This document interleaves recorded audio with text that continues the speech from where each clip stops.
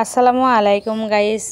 কুকুৰা এটা মানে ভনীয়ে দিছিলে, আজি আপোনালোকৰ লগত মই শ্বেয়াৰ কৰিছোঁ কথাটো। ভণ্টিয়ে মানে মতা কুকুৰা এটা দিছিলে। এই কুকুৰাটো পুহিম বুলি ভাবিছিলোঁ, কেইদিনমান পিছতে কাটি খাম বুলি ভাবিছোঁ। এই কুকুৰাটো দেখিছেনে, এইটো বহুত জ্বলালে, গোটেই টাউনে ঘূৰিলে, বাগৰি বাগৰি দৌৰাই ফুৰাইলে আমাক।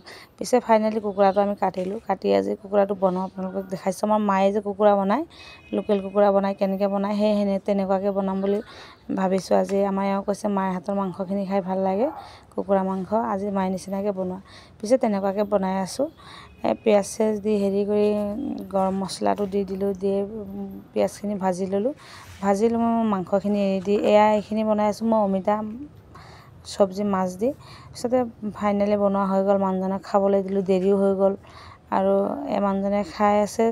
আৰু সদায় আপোনালোকক মই ভিডিঅ' দি থাকিব, আপোনালোকে মোৰ ভিডিঅ'টো লাইক কৰিব, শ্বেয়াৰ কৰিব, কমেণ্ট কৰিব। আৰু আজিৰ ভিডিঅ' ইমানলৈকে সামৰিছোঁ, বাই।